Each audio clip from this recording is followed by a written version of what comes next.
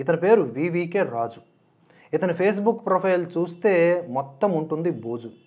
ఇతను చేసే పని ఏమిటి అంటే అందరిపైన పడి ఏడవడమే, వెక్కిరించటమే. ఒక్కరోజన్నా సుఖంగా ఇతడు నిద్రపోతాడో లేడో తెలియదు కానీ, అన్నం తింటాడో లేకపోతే తినడో తెలియదు కానీ, వ్యక్తిగతంగా నా పైన ఎలాంటి కువ్యాఖ్యలు చేశాడో చూడండి. మరి ఇటువంటి వాళ్ళకి నేను అయ్యా బాబూ అని మాట్లాడాలా? ఇక వివికే రాజు వాగుడిని ఇప్పుడు చూద్దాం. ఈరోజు మన టాపిక్ ఏంటంటే జాతీయవాదం పేరుతో, అదే కదా. ముందు జాతీయవాదము అంటే ఏంటో తెలుసుకోవాలి. ఇక్కడ ఈయన సభకి స్వాగతం, సభ మధ్యలో వచ్చి సభకి స్వాగతం అని ముందుగా ఈయన మళ్ళీ ప్రారంభ శ్లోకాలు చెప్పినట్లుగా ముందుగా జాతీయవాదం అంటే ఏంటో చెప్తాడు. ఈయన చెప్పేదాకా ప్రపంచంలో జాతీయవాదానికి నిర్వచనం తెలియలేదు, మనకి ఎవరికి తెలియలేదు. ఈయన చెప్తాడు చూడండి. విషయాలు ఉన్నాయి. జాతీయవాదము అంటే నేషనలిజం. జాతీయవాదం అంటే నేషనలిజం రాసుకోండి, నేను ఇక్కడ రాసుకుంటున్నాను. చెప్పు. ఆధ్యాత్మికం అంటే స్పిరిచువాలిటీ. వావ్, ఈ రెండింటికి మధ్యలో 2 మార్కులు ఫస్ట్ కొట్టేశాడు. నెక్స్ట్ హిందుత్వ అనేది ఉన్నది. దీనికి ఇంగ్లీష్లో ఏమంటారు? హిందూ ఐడెంటిటీ ఉంది కానీ హిందూ స్పిరిచువల్ ఐడెంటిటీ అనేది మన దేశంలో లేదు. మళ్ళీ మళ్ళీ మళ్ళీ మళ్ళీ కొంచెం వెనక్కి వెళ్ళి. హిందూ ఐడెంటిటీ ఉంది కానీ హిందూ స్పిరిచువల్ ఐడెంటిటీ అనేది మన దేశంలో లేదు. అది చెప్పడానికి నువ్వెవరు? ఏ ప్రమాణంతో చెప్తున్నావు? హిందూ స్పిరిచువల్ ఐడెంటిటీ అని లేదంట, హిందూ ఐడెంటిటీ ఉందంట. క్యా బాత్ కర్ రహే వివికే రాజు, బోలియే. హిందూ అనేది మతవాచకం కాదు, ఒక మతానికి సంబంధించింది కాదట. ఇది సావర్కర్ డైరెక్ట్ గా చెప్పిన మాటే. ఈ రోజు మనం ఇక్కడ కూర్చుని కొత్తగా చెప్పుకుంటున్నటువంటి విషయం కాదు. ఓకే. కాబట్టి మన భారతీయులందరికీ కూడా హిందూ ఐడెంటిటీ అంటే నేషనలిస్టిక్ ఐడెంటిటీ. ఓకే, సరే. స్పిరిచువల్ ఐడెంటిటీనో రిలీజియస్ ఐడెంటిటీనో కాదు. ఉదాహరణ ఈ రోజు కానీ దురదృష్టవశాత్తు ఏమైపోయిందంటే హిందూ అని అంటే పలానా మతం వాడు అనేటటువంటి మొదలు పడిపోయింది. ఇది ఇతగాడి మేధావిధానం. హిందూ అంటే పలానా మతం వాడు అనే ఒక దురదృష్టకరమైనటువంటి పరిస్థితులు వచ్చినాయంట. ఏ డీప్ ఫ్రిడ్జ్ నుంచి ఈయన బ్రెయిన్ తీసిండో కానీ బయటికి, అసలు అట్లా చెప్పుకుంటూ పోతూ విపరీత అర్థాలు తీస్తూ విచిత్ర విన్యాసాలు చేస్తూ ఇక్కడ చెప్తున్నది ఏంటి? మరి ఇప్పుడు భారతదేశంలో భారతీయుల్ని, అదే సనాతన ధర్మంలో ఉన్నటువంటి వ్యక్తుల్ని కలిపేది ఏంటి? ఏ పదంతో కలుపుతావు? అది మధ్యలో వచ్చిందో, అనాదిగా ఉన్నదో, హిందూ అనే పదానికి అర్థమే లేదో, వ్యర్థమై ఉన్నదో, నీలాంటి కోడి బుర్రలకి అది పక్కన పెడితే, ఈరోజు హిందూ అంటే ప్రౌడ్గా ఫీల్ అయ్యేటటువంటి ఎంతోమంది జాతీయవాదులు, దేశభక్తులు ఉన్నారే, వారికి నువ్వు చెప్తుంది ఏంటి? ఇది స్పిరిచువల్ ఐడెంటిటీ కాదా? ఎందుకు కాకూడదు? స్పిరిచువల్ ఐడెంటిటీ, నేషనల్ ఐడెంటిటీ, భౌగోళిక ఐడెంటిటీ, వాట్ నాట్, అన్నిటికీ ఒకటే మంత్రం, హిందూ సబ్కా బంధు. మీరు విన్నారు కదండి. హిందూ అనేది ఒక మతానికి ఆపాదించడం అంటే దురదృష్టకరం అంట. ఈ వివికే రాజు అంటున్నాడు. దాని వలన చాలా సమస్య. ఎందుకు వస్తుంది ఈ సమస్య అంటే, ఇప్పుడు హిందువులు అంటే ఎవరు అనేటప్పుడు ఇలా పలానా ముస్లిం కాదు, క్రిస్టియన్ కాదు, ఇంకొకటి కాదు, ఇలా ఒక మతానికి చెందిన వాళ్ళు, వీళ్ళే హిందువులు, ఈ దేశంలో హిందువులే ఉండాలి, హిందుత్వం అంటే ఒక మతానికి సంబంధించింది అని మాట్లాడితే, అప్పుడు హూ ఈజ్ అబ్దుల్ కలాం? అబ్దుల్ కలాం గారు టెర్రరిస్టా? కాదు కదా. ఆయన ఇదే ఎదవ తెలివితేటలు అంటే ఇవే. అబ్దుల్ కలాం గారిని టెర్రరిస్ట్ అని ఎవడంటాడు? అబ్దుల్ కలాం గారు కూడా సనాతన ధర్మానికి చెందినవారే, అతడు భగవద్గీత పఠించిన వాడే, ముసల్మానుగా జన్మించి ఉండొచ్చుగాక, అతడు ఈరోజు ముస్లిం సమాజంలో బలంగా గుర్తించబడినటువంటి వ్యక్తి. అంత స్థాయిలో వాళ్ళు హక్కును చేర్చుకోలేదు. కారణం ఏమిటి? ఆయన సెక్యులరిజం పాటించాడు. ఈ భారతదేశంలో సెక్యులరిజం పాటించాల్సింది, బుజ్జగింపు రాజకీయాలు చేస్తారే మైనారిటీలు అని చెప్పి, ముస్లింలు, క్రిస్టియన్లు, ఇతర మతాల వారు సెక్యులరిజం పాటించాలి. రివర్స్లో ఉంటే ఈ దేశం బాగుంటుంది. ఇక్కడ అబ్దుల్ కలాం గారు అని చెప్పేసి ఆయన ఏమైనా టెర్రరిస్టా? అలాగే అతడు హిందూ కాదా అని ఏదేదో మాట్లాడుతున్నాడు. అసలు అన్రిలేటెడ్. అంటే ఇతను బ్రెయిన్ ఫంక్షనింగ్ ఎలా ఉంటుందంటే, ఇతను ఒక కాన్సెప్ట్ అనుకుంటాడు, ఇక్కడ ఒకటి ఫిక్స్ అయిపోయి ఉంటుంది, దాన్నే రిప్రజెంట్ చేయాలని చూస్తాడు. ఒకటి ఫిక్స్ అయిపోయాడు, చిన్న మెదడు చితికింది, పెద్ద మెదడు ఏదో అంటారు కదా, అట్లా అయిపోయింది పరిస్థితి. ఇప్పుడు అదే అందులోంచే తీస్తాడు. ఏదన్నా నాకు ఆకోకే కావాలన్నట్లుగా ఇతను అందులోంచే ప్రతిదానికి అర్థం తీస్తాడు. అది పరిస్థితి. దేశానికి ఏమైనా ద్రోహం చేశాడా? కాదు కదా. ఆయన వల్ల దేశానికి ఏమైనా నష్టం జరిగిందా? కాదు కదా. మరి ఇప్పుడు who is George Fernandes? NDA ప్రభుత్వంలో జార్జ్ ఫెర్నాండెస్ గారు లేరు. ఇలాంటి వ్యక్తులు చాలా మంది ఉన్నారు. కాబట్టి హిందూ అనేది ఒక మతానికి సంబంధించిన కాదు హిందుత్వం అనేది. ఈ హిందుత్వలో ఉండే వాళ్ళకి స్పిరిచువల్ ఐడెంటిటీ ఉండదు. హిందుత్వం అనేది ఒక నేషనలిస్టిక్ ఐడెంటిటీ. ఈ దేశంలో ఉండేటువంటి, అంటే నేను హిందూ అని చెప్పుకునేవాడు గుడికి వెళ్ళడు, నేను హిందూ అని చెప్పుకునేవాడికి స్పిరిచువల్ ఐడియాలజీ ఉండదు అని చెప్తున్నాడు ఈ పెద్ద మనిషి. కామెడియన్. అంటే క్రిస్టియన్స్ అయినా, ముస్లిమ్స్ అయినా, హిందూస్ అయినా, ఎవరైనా కానీ ఈ దేశం మీద అభిమానం ఉండి దేశాన్ని ప్రేమించే వాళ్ళు హిందువులు. ఇప్పుడు హిందువుల్లోనే కొంతమంది కమ్యూనిస్టులు ఉన్నారు. అవును, ఈ దేశాన్ని ప్రేమించిన వాళ్ళు, ఈ ధర్మానికి గౌరవం ఇచ్చేవాళ్ళు, ఈ ధర్మాన్ని ఆచరించే వాళ్ళు, మతాలకు అతీతంగా ఎవరన్నా ఉంటే కనుక వాళ్ళు కూడా హిందువులే, వాళ్ళు అన్నిటికంటే ఉత్తములు. ఇంకేదో చెప్తున్నాడు విందాం. హిందుత్వ అనేటటువంటిది హిందూ మతం అనేది అయితే చెప్తున్నామో దానికి సంబంధించింది కాదు. Identity of Hindutva is nationalistic identity. హిందుత్వం అనేది ఒక జాతీయత వాదానికి, జాతీయత భావానికి సంబంధించిన ఐడెంటిటీ కానీ స్పిరిచువాలిటీకి సంబంధించింది కాదు. ఇక్కడ సమస్య ఏం వస్తుంది అంటే, స్పిరిచువల్ లీడర్స్ అని ఎవరినైతే అంటున్నామో, అంటే ఇప్పుడు మనకుంటే పీఠాధిపతులు, లేకపోతే మఠాధిపతులు, అది శంకరాచార్యులు వారు పెట్టిన పీఠాధిపతులు అవనివ్వండి, లేకపోతే రామానుజాచార్యులు గారు పెట్టిన పీఠాధిపతులు అవనివ్వండి, మధ్వాచార్యులు గారు పెట్టిన పీఠాధిపతులు అవనివ్వండి, సిక్కు గురువులు అవనివ్వండి, క్రైస్తవ పాస్టర్లు ఎవరైనా సరే వీళ్ళందరూ కూడా స్పిరిచువల్ లీడర్స్, హిందూ లీడర్స్ కాదు. దయచేసి మనం అందరం గుర్తుపెట్టుకోవాల్సినటువంటి విషయం. ఇక్కడ పాయింట్ నోట్ చేసుకోండి. ఈ స్క్రీన్ మీద కనిపిస్తున్నటువంటి ఈ ఫొటోస్ చూడండి. ఈ వివికే రాజు ఫేస్బుక్లో శృంగేరి పీఠాధీశుల గురించి, చాలామంది గురించి మాట్లాడాడు, ప్రవచనకారుల గురించి, వాళ్ళందరి గురించి. ఈ స్క్రీన్ సరిపోదు, టైం కూడా సరిపోదు అవన్నీ పెట్టాలంటే. అత్యంత దారుణముగా ఆడినటువంటి మాటలు చూడండి. స్క్రీన్ మీద కనిపిస్తుంది కదా, వీడు రూపాయి వాడు రూపాయి అని విధుశేఖర భారతీ తీర్థస్వామి వారిని ఉద్దేశించి ఈ వివికే రాజు ఇక్కడికి వచ్చి నీతులు చెప్తున్నాడు. ఇతగాడు చేసిన తన సోషల్ మీడియా మాధ్యమాల్లో చేసినటువంటి పోస్టులు చూడండి.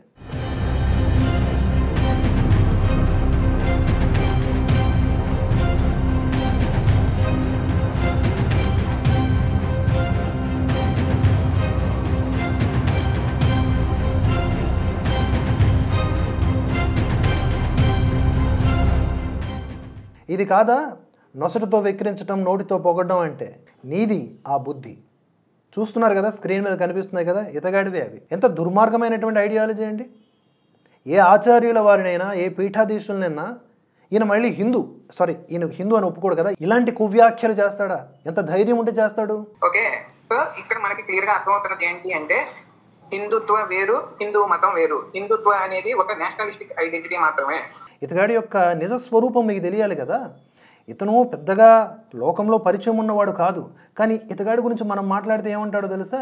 అతను సోషల్ మీడియా ప్లాట్ఫామ్లో నేను ఫేమస్ అయ్యాను అని చెప్పుకుంటాడు. లేదా ఇంకెవరినన్నా విమర్శిస్తే అక్కడికి వెళ్ళి మీరు ఫేమస్ అయిపోయారుగా అంటాడు. ఈ ఫేమస్ ఏంటి? పెంట చేసేసి, కంపు చేసేసి, జనాల యొక్క సమయాన్ని వృధా చేసి, కన్ఫ్యూజ్ చేసి ఫేమస్ అవ్వడం ఏంటి? ఇదేం దుగ్ధ? హిందూ అంటే ఏంటి? ఈ సింధు నదికి యువతలో ఉన్నటువంటి దేశం ఏదైతే ఉందో ఇది హిందూ దేశం. ఇలా ఈ నేషనలిస్టిక్ ఐడెంటిటీకే హిందూ ఐడెంటిటీ అని పేరు. Hindu identity is not. అంతేనండి, సింధు నదికి యువతలు ఉండేది హిందూ, ఇదేనా ఈయన చెప్పిన నిర్వచనమేనా? మరి హిందూ అనే దానికి అర్థమే లేదా?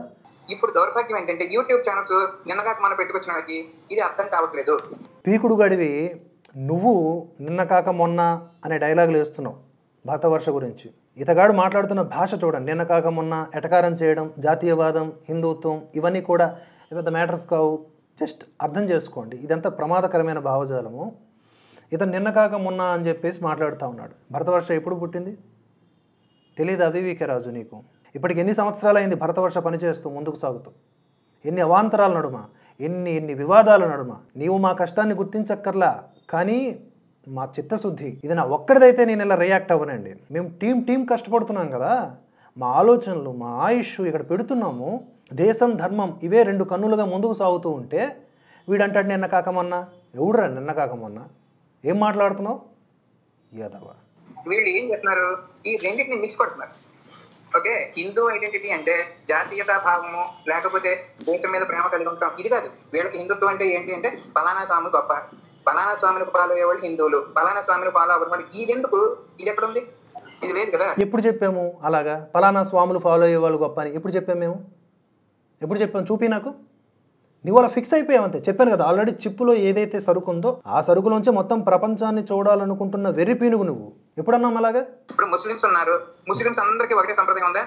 లేదు కదా. షియాలు ఉంటారు, సున్నీలు ఉంటారు, ఇంకొకటి రకరకాలు ఉంటారు. దాంట్లో క్రిస్టియన్స్ ఉన్నారు, అందరు క్రిస్టియన్స్ ఒకే చర్చలో వెళ్ళట్లేదు. అలాగే ఇందులో కూడా రకరకాల విధానాలు ఉన్నాయి దీంట్లో. కాకపోతే ఇక్కడ ఏమవుతుందంటే ఈ హిందుత్వం ఆ రకరకాలుగానే ఉండాలి. మనం కలిసి ఉండకూడదు, రకరకాలుగానే ఉండాలి అనేది ఈయన ఆలోచన. సనాతన ధర్మం, వేదం, వేదాంతం కాస్త బేసిక్ అవగాహన ఉంటే చాలబ్బా. ఇలా మాట్లాడరు. స్పిరిచువాలిటీ అంటున్నాడు కదా పదే పదే. ఆ స్పిరిచువాలిటీ అనే లైన్లోనే మనమంతా కూడా కలిసి ఉన్నాం. సూత్రములందు మణులు గుచ్చబడినట్లుగా అని పరమాత్మ అంటాడే, అలా మనమంతా ఐక్యంగా ఉంటే హిందూ అనే పదంతో వీడొచ్చి అనే ముసుగులో ఏంటి కాకపోతే ఇక్కడ ఏమవుతుందంటే ఈ హిందుత్వ అనే ముసుగులో వీళ్ళు దీన్ని ప్రమోట్ చేస్తున్నారు. హిందుత్వ ముసుగా? నీ భాషకి కమ్యూనిస్టు భాషకి పెద్ద తేడా లేదు. ఈ వివికే రాజు శృంగేరి జగద్గురువుల వారిని ఎలా అన్నాడో, సో కాల్డ్ యాక్టివిస్ట్గా చెప్పుకునేటటువంటి అరుణా గోగులమంద ఆవిడ ఎలా పెట్టిందో కూడా చూడండి, స్క్రీన్ మీద పెడతాను. ఈవిడ వాడు వీడు అని చెప్పేసి జగద్గురువుల వారిని దూషించింది. వీడు అదే భాష, వీడు మనకు నీతులు చెప్తున్నాడు. నువ్వు చెప్తే మేము వినాలి. వైష్ణవం పనికి మంది ఉంటే దేశం తగలడిపోతుంది అని దుష్ప్రచారం చేస్తున్నారు. వాళ్ళకి సంబంధించి ఇప్పుడే ఎక్స్పోజ్ చేస్తాను నేను. ఈ బొంద ఎక్స్పోజ్ చేసావు నువ్వు. దానికి అసలు దీని గురించి అసలు చెప్పవలసినట్టు ఇదిగోండి కామెంట్స్ లో ఇక్కడ చూడండి జాగ్రత్తగా. ఈ కామెంట్స్ లో ఈ శ్రీజ పిఏఎల్ఎల్ ఏదో శ్రీజాపాల్లో శ్రీజాపల్లి ఇది స్క్రీన్ మీద చూపి తమ్ముడు, నువ్వు మళ్ళీ వాళ్ళకి తెలియాలి కదా జనాలకి. ఇక్కడ చూపి ఇవి ఏం పెడుతుంది, 1:38 1:38 దగ్గర ఉంది. పంతుళ్ళు పుట్టారు బ్రిటిష్ వాళ్ళకి పుట్టిన వాళ్ళే పంతుళ్ళు అని ఒక కామెంట్ పెట్టింది. ఇక్కడ జాగ్రత్తగా చూడదాం. ఓకే, ఈయన కనిపెట్టింది అది. ఈ కామెంట్ లో ఈమె ఏం చేస్తుంది అంటే ఈ ఐడి బ్రాహ్మణులను దూషిస్తుంది. ఎలాగా బ్రాహ్మణులంతా కూడా నీలాగా నీ ఇంటర్నల్ ఎజెండాస్ నాకు తెలుసులే. సరే, నీకు బ్రాహ్మణులు పడదు, నీలాంటి వాళ్ళు ఎవరో పెట్టుంటారు. నెక్స్ట్ అంట అదే ఐడితో ఇంకో కామెంట్ పెట్టిందంటే, నాకు కరెక్ట్ గుర్తులేదు, చెప్పు. నెక్స్ట్ కామెంట్ పెట్టండి. ఇది కాకుండా ఇక్కడ చూడండి, మీ ఛానల్లో క్రైస్తవుల గురించి మాట్లాడరా, క్రైస్తవుల పైన మీరు లైవ్ చేయరా, ఇలా అంటే ఇక్కడేమో హిందువుల మీదనో బ్రాహ్మణుల మీద దీనికి అభిమానం అనమాట. ఇది ఈ శ్రీజ అనే దానికి ఏంటంటే ఇక్కడ హిందువుల మీద అభిమానం దిద్ది ఎలా చెప్తుంది అంటే, మీరు మాట్లాడే మాటల వల్ల మన హిందుత్వానికి నష్టం వచ్చేసిందండి, మనకు చాలా ద్రోహం జరిగిపోతుందండి, మీరు క్రైస్తవుల గురించి మాట్లాడరండి అని అడుగుతుంది. ఇదే ఐడి ఇంకో చోట ఏం పెట్టింది, మళ్ళీ బ్రాహ్మణులు దూషిస్తుంది. ఒకే ఐడి హిందువులకు ఫేవరబుల్ గాను హిందువులకు యాంటీ గాను ఎందుకు మాట్లాడతాం చెప్పండి. నీకు దమ్ముంటే ఈ ఐడిని సైబర్ క్రైమ్కి ఇవ్వు, వాళ్ళే తేలుస్తారు. పంతుళ్లను బ్రాహ్మణులను ఏదో అంటుంది కదా, శ్రీజ అని అంటుంది కాబట్టి స్త్రీలింగంతో మాట్లాడుతున్నా. అది చూడాలి ఒకసారి, మనం కూడా క్రాస్ చెక్ చేయాలి. ఈ ఐడిని కొంచెం మనం డిగ్ చేస్తే దొరికిపోతారు వీళ్ళు. ఈ మధ్య క్రియేట్ చేసినవి ఉంటాయి, ఇది మనం పెట్టించినవంట. వీడన్నీ కూడా ఏంటంటే ఒక్కటి కూడా నిజం చెప్పడు. ఈ బతుకి ఒక్కటన్నా సరే నిజం చెప్పావా నా గురించి నువ్వు ఎప్పుడన్నా? అన్నీ నిందలే, బొక్కలు ఎతుకుతావు మాత్రం భలేగా. ఇప్పుడు ఈ కామెంట్స్ నేను ఎందుకు డిస్ప్లే చేయమంటున్నానంటే, జాతీయవాదము లేకపోతేనేమో నేషనలిస్టిక్ ఐడెంటిటీ, నేషనాలిటీ అనే పేరుతో వీళ్ళు ఫేక్ ఐడీలు పెట్టుకుని జనాన్ని ఎలా మోసం చేస్తున్నారో జనానికి. నువ్వు నిజంగా నీ పేరు కనకరాజే అయితే ఓకే, నువ్వు తప్పకుండా ప్రూవ్ చేయి. మేము ఫేక్ ఐడీలతో, డిఎస్పి భరతవర్ష టీం ఫేక్ ఐడీలతో ఇలాంటివి చేస్తుందని నువ్వు ప్రూవ్ చేయి. బస్తీ మే సవాల్, నేను దేనికన్నా రెడీ. లేదంటే మూసుకొని ఉండు. నీకు కుదరదు కానీ అబద్ధాలతో 4 పోస్టులు పెట్టుకొని బతుకు. ఇదే జాతీయవాదపు ఛానల్ కూడా అంతే. నువ్వు మరి జాతీయవాదపు ఛానల్ పెట్టుకున్నప్పుడు నువ్వు ఒకదాన్నే ఎందుకు పరోక్షంగా ఒకదాన్నే ఎందుకు టార్గెట్ చేయాలి? ఒకదాన్నే టార్గెట్ ఎవరు టార్గెట్ చేశాడు అది కూడా ప్రూవ్ చేయి. నువ్వు ఎవరు టార్గెట్ చేశాడు? మీరు నన్ను అలా బ్లేమ్ చేసి ఫ్రేమ్ చేశారు. ఆ విధంగా చాలా వ్యూహాలు పన్నారు. మీకు అది కరెక్ట్గా నేను దొరకట్లేదు, ఎందుకంటే నేను ఆ తప్పు చేయలేదు కనుక. ఎవరికి వ్యతిరేకం? నువ్వు వ్యతిరేకం. చూపించాను కదా స్క్రీన్ షాట్లు, ఇప్పటికీ నీ ఫేస్బుక్లో ఉన్నాయి కానీ నువ్వు డిలీట్ చేసే రకము కూడా కాదు. ఎందుకంటే నీ పెంట బుర్ర అది విషం.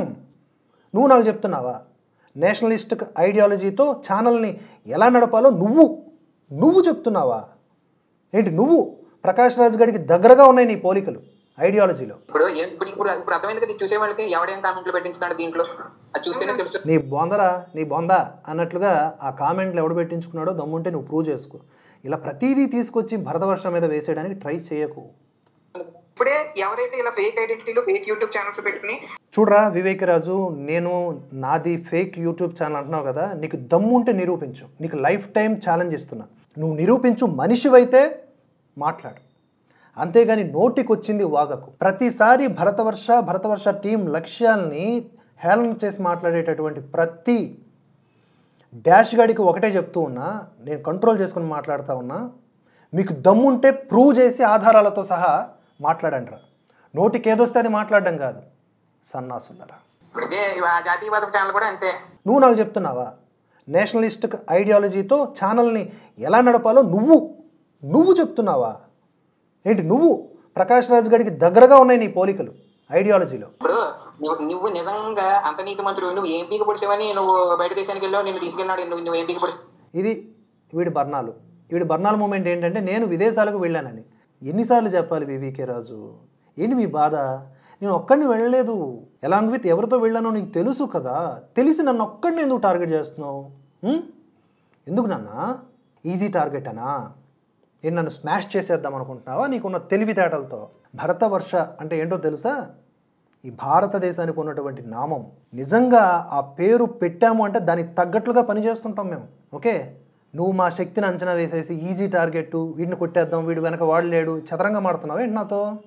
నువ్వేం పీక్ కట్టలగట్టే ఏమంటున్నాడు వీడు? ఏమంటున్నాడు? ఇప్పుడు నువ్వు నిజంగా అంత నీతి మంత్రుడు, నువ్వు ఏం పీక పొడిచావని నువ్వు బయట దేశానికి వెళ్ళావు, నిన్ను తీసుకెళ్ళినాడు, నువ్వు ఏం పీక పొడిచావని తీసుకెళ్ళాడు నిన్న? ఏరా ఇప్పుడు తీసుకెళ్ళినోడు అని మాట్లాడుతున్నావే, వద్దిపర్తి పద్మాకర్ గారు అనేదే కదా నీ బాధ? అదే కదా, వద్దిపర్తి పద్మాకర్ గారు వారి శిష్యులతో మాకు టికెట్స్ వేయించి, అలాగే భరతవర్ష, శివశక్తి, హిందూ జనశక్తి ఫాలోవర్స్ కూడా ఉంటారు కదా, సబ్స్క్రైబర్స్, ఫాలోవర్స్, వారు కూడా మాకు ఆశ్రయం ఇచ్చి అన్నం పెట్టి, చెప్పుకోవడంలో నాకేం బాధ లేదండి, మాకు అన్నం పెట్టి ఆశ్రయం ఇచ్చి చక్కగా చూసుకొని 4 చోట్ల తీసుకువెళ్ళి అక్కడ ఉన్నటువంటి ఆ కల్చర్ని, వాటి గురించి ఆ ప్రాంత వైశిష్ట్యాలని చెప్పి ఆ వారం 10 రోజుల్లోనే 5-6 దేశాలు తిప్పి అక్కడ కూడా లోకల్లో తిరగడానికి టికెట్లను అరేంజ్ చేసి 1-2-5-6 కలిసి మాకు సపోర్ట్ చేస్తే వెళ్ళొచ్చాంరా. నీకేంటి నొప్పి? వాడు అని మాట్లాడుతున్నావే, మరి నీది కాదా దూషణ? వద్దిపర్తి పద్మాకర్ గారిని వాడు అనడానికి ఏం రైట్ ఉంది నీకు? నీచుడా, అధముడా, దరిద్రుడా? నీతో పాటు ఇంకో వేరే వాళ్ళు వచ్చారు, వాళ్ళ సంగతి వదిలే. వాళ్ళు సిన్సియర్ వర్కర్స్, వాళ్ళ వల్ల సమాజంలో ఎంతో మార్పు వచ్చింది. నువ్వు కూజాగాడివి, నువ్వు కూడా ఒక టైప్ ఆఫ్ కూజాగాడివి కాబట్టి నీతో పాటు వచ్చారు. ఎందుకు కలుపుతున్నావు? ఒకటి, వాళ్ళ ప్రస్తావన తీసుకురాకపోతే ఓకే, లేదా కలిపావనుకో నేను చాలా మాట్లాడాల్సి వస్తుంది. అర్థమైందా? ఏమంటున్నాడు వాడు? నీతో పాటు ఇంకో వేరే వాళ్ళు వచ్చారు, వాళ్ళ సంగతి వదిలే. వాళ్ళు సిన్సియర్ వర్కర్స్, వాళ్ళ వల్ల సమాజంలో ఎంతో మార్పు వచ్చింది. ఈ రోజు ఎవరైనా కానీ దేశ వ్యతిరేకులు ఇంకొకళ్ళు మాకు భారతదేశాన్ని మొక్క చేసి ఇచ్చేయండి అని మాట్లాడే వాళ్ళు, అలాంటి వాళ్ళందరినీ సాధారణమైన ప్రజలు, కామన్ పీపుల్ రోడ్డు మీద కనబడి తన్నేలాగా ఉన్నారు, అన్ని విషయాల మీద అవగాహన పెంచుకున్నారు అంటే అది వాళ్ళు కృషి చేశారు, శ్రమ చేశారు కాబట్టి వాళ్ళకి ఆ ఫలితం దక్కింది అని అనుకోవచ్చు. మరి నువ్వేం చేసావని నువ్వు వీళ్ళు నిన్నెందుకు తీసుకెళ్ళినవాడు? ఇలాంటి కామెంట్లు పెట్టించినందుకు.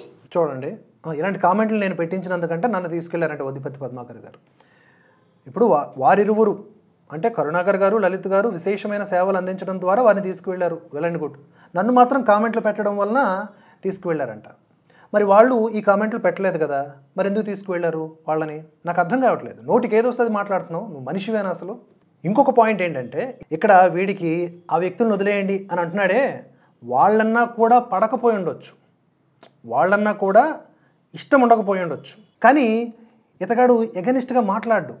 ఎందుకంటే ఈజీ టార్గెట్స్ కావు అని వాళ్ళని వదిలేసి ఉంటారు. లేకపోతే అవకాశం దొరికితే ఇప్పుడు వద్దిపర్తి గారినే అంటున్నోళ్ళు, లేదా ఇంకో ప్రవచనకారులనే అంటున్నోళ్ళు, శృంగేరి జగద్గురువులనే అంటున్నోళ్ళు, వీళ్ళిద్దరిని ఎందుకు అనరు? ఏదో ఒక భయమో లేకపోతే ఇంకేదో ఉండాలి కదా. నేను ఈజీ టార్గెట్ అని అనుకుంటున్నావు, నువ్వు టార్గెట్ చేసి చూడరా. నీకు నేను ఓపెన్ ఛాలెంజ్ ఇస్తున్నా, నేను తెగించా. వివికే రాజు నువ్వా నేనా? వ్యక్తిగతంగా నువ్వు చేస్తున్నటువంటి కుట్రలు ఏవైతే ఉన్నాయో, వీడు ఏం చేశాడంటే, ఈ వివికే రాజు, మేము అక్కడికి స్విట్జర్లాండ్కి బయలుదేరితే వీడు ఏం చేశాడంటే, నాకు ఎవరైతే ఆశ్రయం ఇస్తున్నారో వాళ్ళకి ఫోన్ చేసి వాడు మంచోడు కాదు, వాడు ఇది, వాడు అది అని చెప్తున్నాడంట.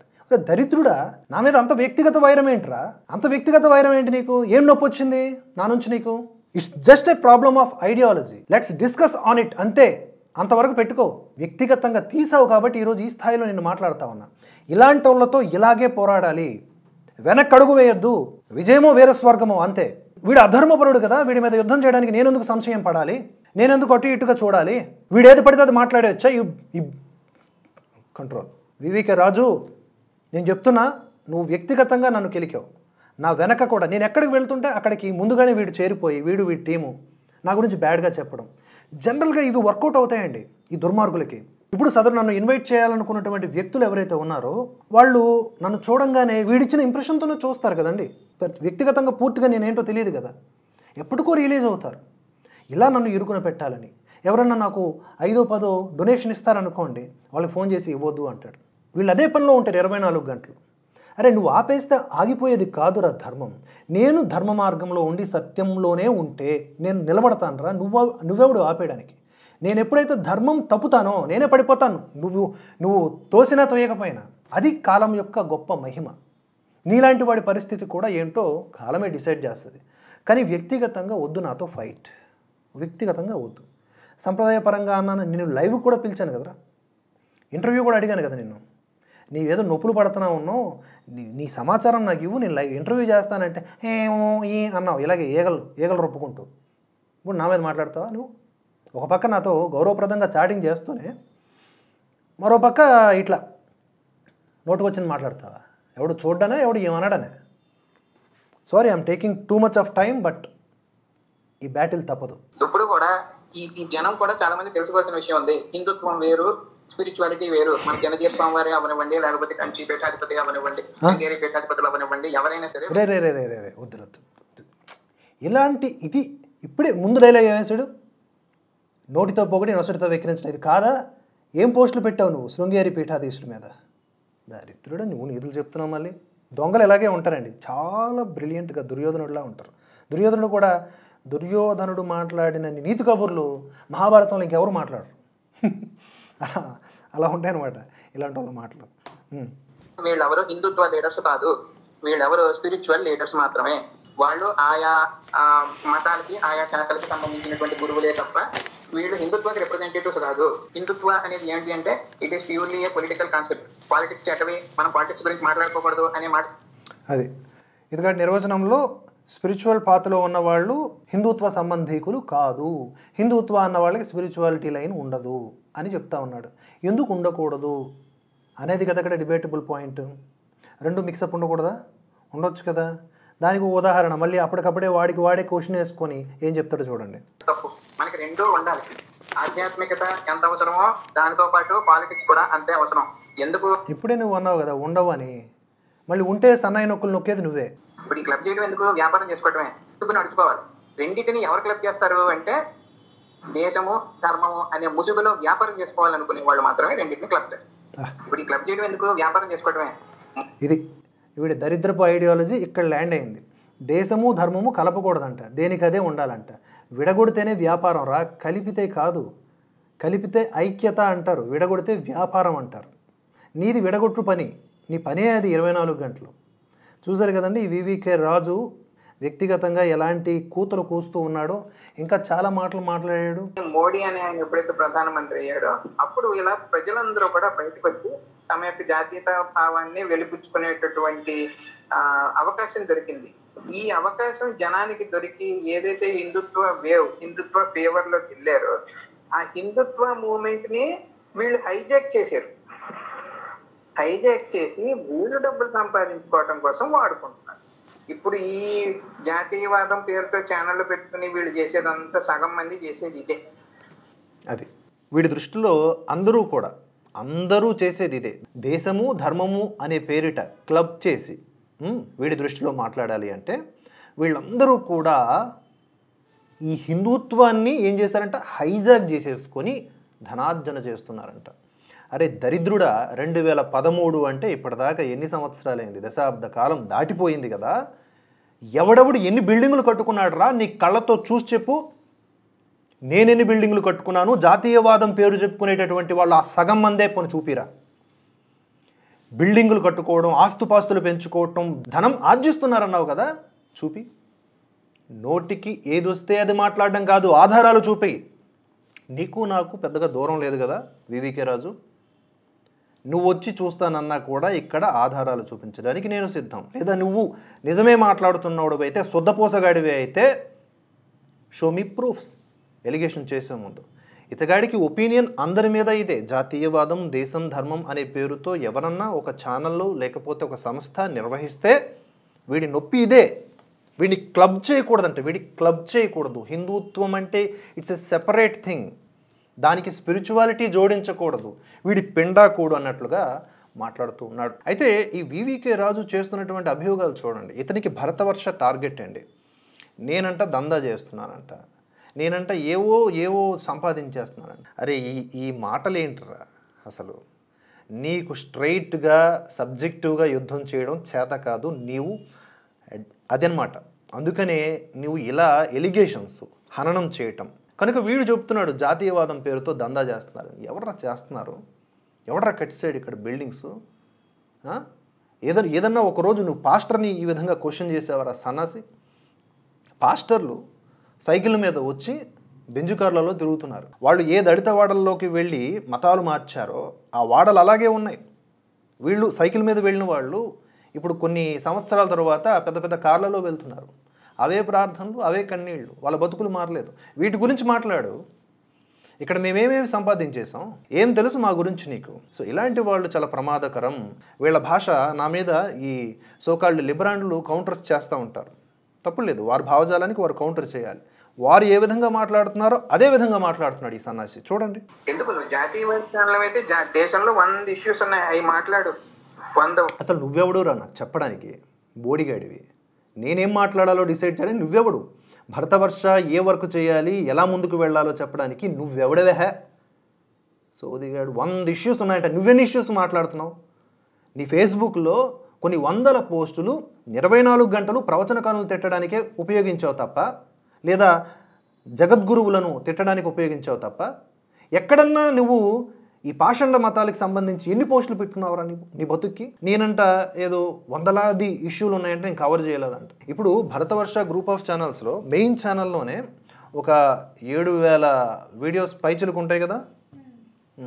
అంటే ఈ 7,000 వీడియోస్ అంటే సుమారుగా ఎన్ని వేల అంశాలు కవర్ చేసినట్టు?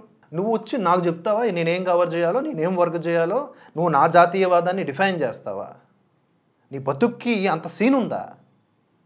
నువ్వు చదువుకున్న 4 పేజీల పుస్తకం అనుకున్నావా జీవితం అంటే? పరమాత్మ తత్వం అర్థం కావాలి అంటే ఒక జన్మ సరిపోతుందా? ఇదే అని ఫిక్స్ అయ్యావు అంటే నీ అంత మూర్ఖుడు ఇంకొకటి లేడు అని నేను ఆల్రెడీ చెప్పాను నీకు. సరే, నువ్వు వాగుతున్నదేదో వాగుతున్నావు, వాగు. జనం కూడా చూడండి ఇలాంటి వాళ్ళ యొక్క ఐడియాలజీ ఏ విధంగా ఉంది. బహిరంగంగా మాట్లాడుతున్నారు వీళ్ళు లైవ్లో. ఒకటి తర్వాత ఒకడు ఉన్మాదం లెవెల్స్ పెంచుకుంటూ పోతున్నారు. ఈ గేమ్స్, ఆన్లైన్ గేమ్స్లో లెవెల్స్ పెరుగుతున్న కొద్దీ గేమ్ టైట్ అవుతున్నట్లుగా వీళ్ళు ఉన్మాదపు లెవెల్స్ పెరుగుతూ ఉన్నాయి. ఆశ్చర్యంగా ఉంది, వీళ్ళు మనుషులేనా అనిపిస్తూ ఉంది. 100 రకాల విషయాలు ఉన్నాయి దేశంలో. అవి మాట్లాడటం అనేసి భగవద్గీతలో ఇది ఉంది అది ఉంది అంటే నీకు భగవద్గీత తెలుసా? సరేరా, నీవు ఏవైతే నాకు రావన్నావో ఆ రావు అనేటటువంటి ఈ శరీరము ద్వారా ఆ పరమాత్మ ఏమేం చేయిస్తాడో, ఎన్నెన్ని గొప్ప కార్యక్రమములు చేస్తాడో ఈ శరీరము ద్వారా, నేను కాదు, ఇందులోంచి ఆ ఈశ్వరుడే ఎలా చేస్తాడో చూద్దు. ఇది నేను గర్వంతో కాదు చెప్తున్నది. ఘోరమైన కుట్రలు, అవమానాలు, నిందలు, ఆరోపణలు, వాటి వలన నా హృదయంలో జరుగుతున్నటువంటి ఒక రకమైన వేదన, ఆ వేదన నుంచి పుడుతున్నటువంటి ఆవేశం, ఆ ఆవేశం నుంచి ధర్మాగ్రహం అంటారు దాన్ని, వస్తున్నటువంటి సంకల్పం ఇది ఒక రోజు ప్రూవ్ అయి తీరుతుంది. నీవు తప్పకుండా రియలైజ్ అవుతావు. అవ్వలేదా అంటే దాని అర్థం నువ్వు ఇక ఎప్పటికీ మారవు, నీకు ఇక మనశ్శాంతి ఉండదు. నన్ను చూస్తూ ఏడుస్తూనే ఉంటావు నువ్వు, నీ బతుకంతా అలాగే ఉంటుంది. భగవద్గీత గురించి నీకెందుకురా? నిజంగా నిద్రపోయేవాడు తెలియని వాడికి చెప్తే తెలుసుకుంటాడు. కానీ ఎక్కడ జరుగుతుంది ఏంటి, ఎవడో వచ్చి అరే నువ్వు ఈ రాత్రి అంతా నిద్రపోయినట్టు నటిస్తే నీకు 1000 రూపాయలు ఇస్తా అన్నాడు. ఆ 1000 రూపాయల కోసం ఇది చెప్పింది బుర్రలోకి ఎక్కింది, లెగడు. ఏనుగొచ్చి గింగారం పెట్టినా పక్కన లెగడు. ఈ నిద్ర నిజంగా నిద్ర కాదు, డబ్బుల కోసం నిద్రపోతున్నాడు అక్కడ. దరిద్రుడా, నీ అంత నీచమైన వాడు ఇంకోటి లేదు. పురుగు జీవనం నీది. పురుగు కన్నా కొంచెం బెటర్ దాని జీవనం, దాని పని అయితే చేసుకుంటే చచ్చేదాకా. అన్ని అభియోగాలే. ఎవడరా డబ్బుల కోసం పనిచేస్తున్నది? ఆయుష్ గత 10-12 ఏళ్ళుగా ఆయుష్ పెడుతున్నాం, ధనం అవన్నీ పక్కన పెట్టు. ఎన్ని రిస్కులు, ఎన్ని కష్టాలు, ఎన్ని నిందలు, ఎన్ని మాటలు, ఎన్ని కేసులు. బొచ్చుగాడివి, ఎక్కడో ఉండి మాట్లాడుతావు దరిద్రుడా. ఎవడరా డబ్బుల కోసం పదే ఇలా డబ్బుల కోసం మాట్లాడుతూ వీళ్ళ టార్గెట్ ఏంటంటే అండి, నన్ను ఆర్థికంగా బలహీనం చేయటం. నేను ఆర్థికంగా పడిపోతే, ఆర్థికంగా అంటే ఏంటండి, ఈ ఛానల్ నిర్వహణ కష్టమైపోయింది అనుకోండి, ఆల్రెడీ అదే చేస్తున్నాడు వీడు. అప్పుడు మేము గెలిచితిమి అని దుర్యోధనుడిలాగా విర్రవీగుతాడనమాట. అరే ధర్మం నిలుస్తుంది, సత్యమే గెలుస్తుంది. ఇది వేదం. నువ్వు పడేయాలనుకుంటే పడిపోద్దా? పరమాత్మ ఆయన చూసుకుంటాడు. రూపాయి, 1000 రూపాయలు ఎవరిచ్చారు, ఎందుకు ఇస్తారు? ఇది ఎందుకు జరుగుతుంది? డబ్బుల కోసం జరుగుతుంది, అంతే కదా. డబ్బు కోసం జరగట్లేదు అంటే అది వాస్తవం 100% అదే. బ్రహ్మజ్ఞాని నువ్వు వాస్తవం 100% అదే, నాకు అన్నీ తెలిసిపోతాయి అట్లా. దయచేసి కొన్ని పదాల విషయంలో తప్పుగా అనుకోకండి. ఎవరికి ఏ భాషలో చెప్పాల్సి వస్తుందో ఆ భాషలో చెప్పాలి. జనరల్గా నన్ను ఏమంటారంటే సరళంగా మాట్లాడతారు, మీ భాష బాగుంటుంది అని. కానీ నాలో ధర్మాగ్రహం పెచ్చురెళ్ళినప్పుడు తప్పకుండా అవతలి వారి బట్టి నా భాష అనేది ఉంటుంది. అలా అని వ్యక్తిగతంగా వారి ఇళ్లల్లోకి జొరబడిపోయి మాట్లాడడం, పర్సనల్ విషయాలు మాట్లాడడం చేయను. వాళ్ళు నన్ను టార్గెట్ చేసేంత మరీ అంత కిందకి రాను. అలాగే నేను ఏదన్నా ఉంటే ఆధారాలు ఉంటేనే మాట్లాడతాను. ఇలాంటి వాళ్ళకి ఇంతే కటువుగా సమాధానం చెప్పాల్సిన అవసరం ఉంది. ఈ వివికే రాజు అనేవాడు వ్యక్తిగతంగా నా పైన పోస్టులు పెట్టడం, 24 గంటలు కువ్యాఖ్యలు చేయటం, వాళ్ళకి వీళ్ళకి దరిద్రం ఏంటంటే వీడి తాలూకు బుద్ధి మెయిన్ సబ్జెక్ట్ రిలేటెడ్ చర్చలు కాకుండా, ఇప్పుడు నేను వాడితో ఎలా మాట్లాడేవాడిని అంటే అండి, ఇప్పుడు వాడు వీడు అంటున్నాను కానీ, సార్ మీరు చెప్పండి నేను వింటాను, తెలుసుకుందాము, పరమాత్మ తత్వం గురించి నేను పరిశోధన చేస్తూ ఉంటాను, ఆయన ఇది ఆయన అది అనడానికి కూడా లేదు అని చాలా ఐడియాలజికల్గా మాట్లాడాం. కొన్ని గంటల పాటు మాట్లాడాం ఇంతకుముందు. కానీ లైవ్లోకి వచ్చి వీడు ఒరిజినల్ రూపం చూపించాడు. వీడు ఎలా అంటే అపరిచితుడికి అమ్మ మొగుళ్ళ ఉన్నాడు రా అంటాడు కదా, అలా ఉన్నాడు వీడు. మీరు నన్ను వ్యక్తిగతంగా చాలా టార్గెట్ చేస్తున్నారు. భరతవర్షని లేకుండా చేయాలని చూస్తున్నారు. భరతవర్షకి ఆర్థిక మద్దతు అందకుండా చూస్తున్నారు. ఫోన్పే, గూగుల్ పే అని దాని మీద కూడా రకరకాల కామెంట్స్ చేసి జనాల్ని డైవర్ట్ చేస్తున్నారు. అయినా సరే నేను నిలబడతా. ఎందుకు అంటే ఇదే నేను లక్ష్యంగా భవిష్యత్తులో కూడా నా శక్తి ఉన్నంతకాలం, నా శరీరంలో ఓపిక ఉన్నంతకాలం ఇదే పనిగా చేస్తాను నేను. ఇప్పుడు కాకపోతే ఇంకెప్పుడు చేయలేము కనుక. ఓకే, మీరు ఎంత ఆపాలని ట్రై చేస్తారో ఆపుకోండి. లేదా సిద్ధాంతపరంగా పోరాటం చేస్తారా, గౌరవనీయులైన కనకరాజు గారు అని మాట్లాడతా.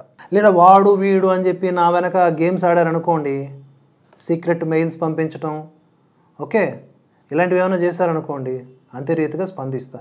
ఒకటే లైనబ్బా, మీరు ఎలా రియాక్ట్ అయితే దానికి నేను అలాగే రియాక్ట్ అవుతా. There is no filters.